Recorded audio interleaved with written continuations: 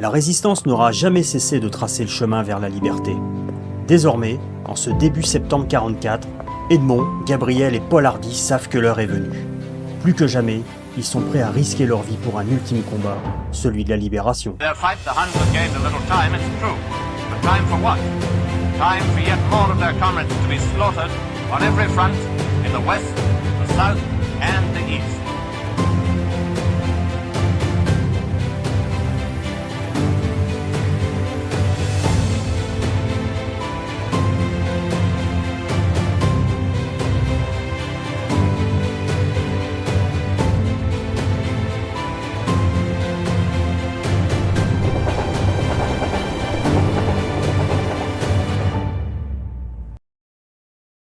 Donc Guillaume, on a la chance que la Coupole Centre d'Histoire nous accueille aujourd'hui. Donc on va encore évoquer, c'est ton oncle Edmond. Les combats de libération de Lens qui approchent. Edmond, lui, il sera chargé de transporter du matériel pour la résistance, donc des armes et des vivres. Ok.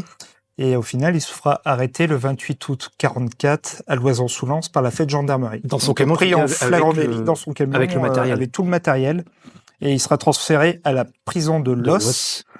Et 1er septembre, il était dans le train le direction train de Los, camp, alors qu'au 1er septembre, la libération du Pas-de-Calais, elle s'approche à grands pas. à grands pas, et 48 heures, c'est seulement 48 heures après que la ville, le départ du train de Los, que la ville est libérée. Donc il aurait pu être libéré. C'est ça le drame aussi avec cette histoire du train de Los. Et justement ici, à la Coupole, on a une reconstitution d'un de ces wagons du train de Los. On va aller voir après, où tu pourras évoquer plus en détail cette déportation. Alors, tu vois, là, c'est vraiment la taille réelle, quoi. On est à l'échelle. Dans le jargon SNCF, tu vois, c'est des 8 chevaux, 40 hommes. Ouais. Donc, on peut mettre 40 personnes dedans. Et il n'y avait que 16 wagons. Ouais. Ils étaient à plus d'une centaine par wagon. Ils ne pouvaient même pas s'asseoir, les gars. Hein. Et pendant combien de jours ?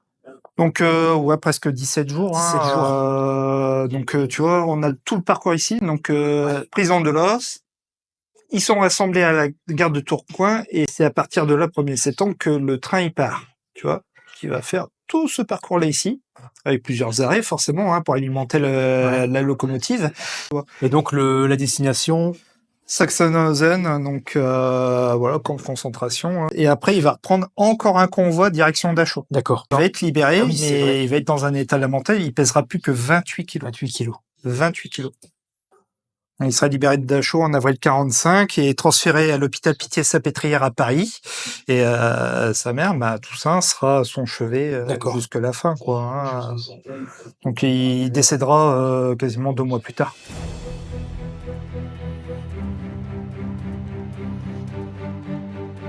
Gabriel s'était juré de participer à la libération de Boulogne-sur-Mer. Nous sommes le 17 septembre 1944, le premier jour de l'opération Wélite, menée par les vaillants Canadiens. Gabriel se trouve avec son frère Paul à la porte des dunes. Ils ouvrent tous deux la voie aux libérateurs. Guillaume, que s'est-il passé ici le 17 septembre 1944 ? Et ben là, on sera en plein dans les combats de la libération de Boulogne, puisque Boulogne sera libérée le 18 septembre. Et donc il y avait mon grand-père, Paul, et son frère Gabriel, qui avaient pour but de faire une mission de reconnaissance pour savoir où étaient les sentinelles allemands pour pouvoir prendre la vieille ville. Et sauf que ils vont s'accrocher avec des Allemands. D'accord. Gabriel, il sera touché d'une balle. Donc forcément, il sera à terre. Mon grand-père, lui, était engagé sous l'une des voûtes de la porte des dunes. Et au même moment, il y a une bombe anglaise qui va tomber. Donc, le soufflet de l'explosion, ça va achever Gabriel. Et mon grand-père se prendra un éclat dans la jambe. Il sera blessé. Il y aurait eu 2 Allemands tués aussi. Ton grand-père sera blessé, mais il survivra. Mais il survivra et c'est lui qui va récupérer les effets de son frère que je conserve actuellement.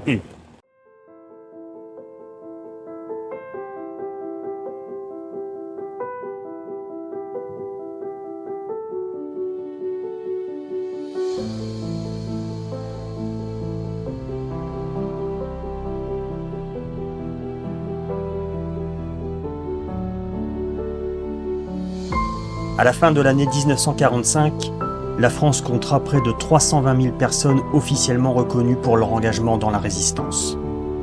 Toutefois, près de 110 000 hommes et femmes de cette armée des ombres auront payé le prix ultime, ne revenant jamais de leur combat pour la liberté. Pour la famille Hardy, un destin tragique. un destin brisé par la folie des hommes. Leur mère s'écrira dans l'album de famille « Souffert terriblement.